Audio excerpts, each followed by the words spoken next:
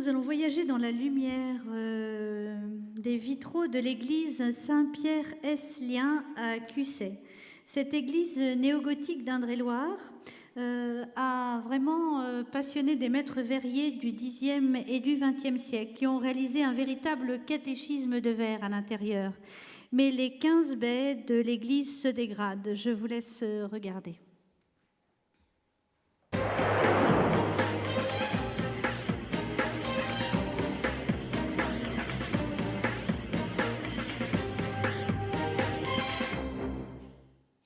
Bienvenue à Cussey en Touraine.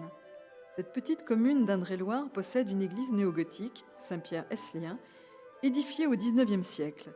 Elle abrite une collection surprenante de vitraux d'excellente facture.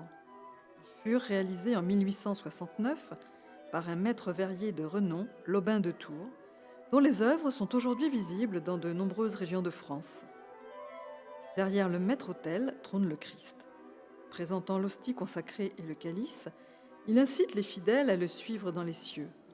Se faisant face, deux vitraux représentent Sainte-Anne et Saint-Yves. C'est à l'histoire de la commune qu'on fait ici référence, car une grande partie de ses habitants sont, comme ces deux personnages, originaires de Bretagne. Les vitraux du transept et de la nef, datés de 1923, sont d'une rare qualité pour l'époque. Les personnages y sont représentés en pied, dans un style Renaissance, sur des fonds d'inspiration néogothique. Dans une fenêtre à double lancette, la Vierge accueille l'ange Gabriel, venu lui annoncer qu'elle portera le Messie. Ces vitraux d'inspiration pré-raphaélite sont aujourd'hui menacés. Certains morceaux de verre se déchaussent et les peintures se dégradent rapidement. Le prix Un patrimoine pour demain de Pèlerin va permettre aux habitants de Cussey de redonner couleur et lumière à ce patrimoine lié à l'histoire de leur ville.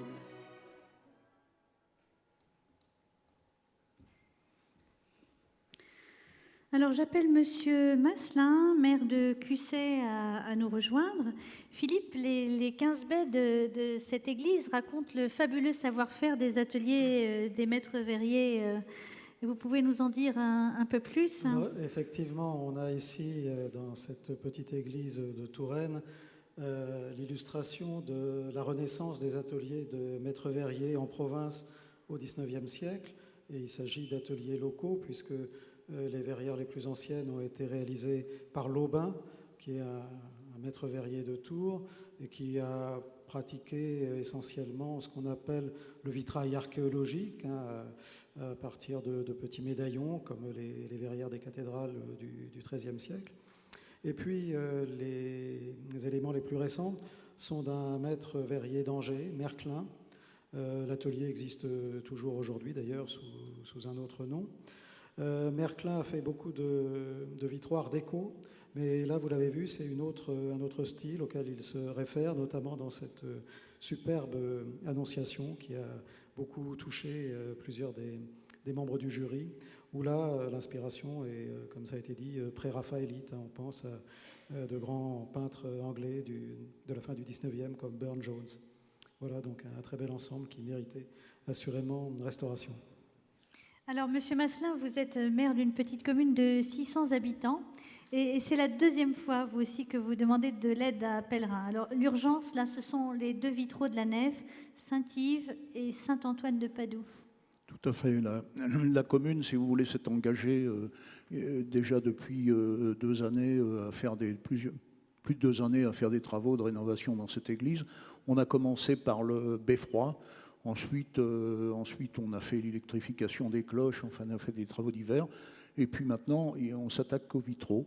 Donc, on a dû, depuis qu'on avait déposé le dossier, commencer la rénovation des 2 vitraux dont vous avez parlé, de Saint-Yves et de Saint-Antoine de Padoue. Et il va falloir maintenant qu'on continue, principalement, certainement par le vitrail du chœur, que vous avez vu voir que les couleurs sont passées. Un vrai chantier qui vous attend. J'appelle Félicité Lagier du Centre international du vitrail à Chartres pour vous remettre ce prix. Je vois que Félicité Lagier n'est pas là et que c'est Sophie Laurent, journaliste passionnée de patrimoine, journaliste au Pèlerin, qui va vous le remettre. Merci Sophie de me dépanner. Je te passe le micro pour un petit mot peut-être. Juste pour vous faire remarquer que d'année en année, le patrimoine du 19e siècle et même celui du 20e sont de plus en plus présents, à la fois par les candidats qui n'hésitent pas à valoriser ce patrimoine et donc à nous présenter des dossiers, et par les récompenses du jury qui est de plus en plus sensible à redécouvrir ce patrimoine qui a été finalement trop longtemps négligé, ignoré et finalement méconnu. Tout ce que nous dit Philippe ce soir, je pense qu'il y a très peu de gens dans cette salle qui le savaient. Voilà, donc c'est bien. Merci Sophie, bravo monsieur.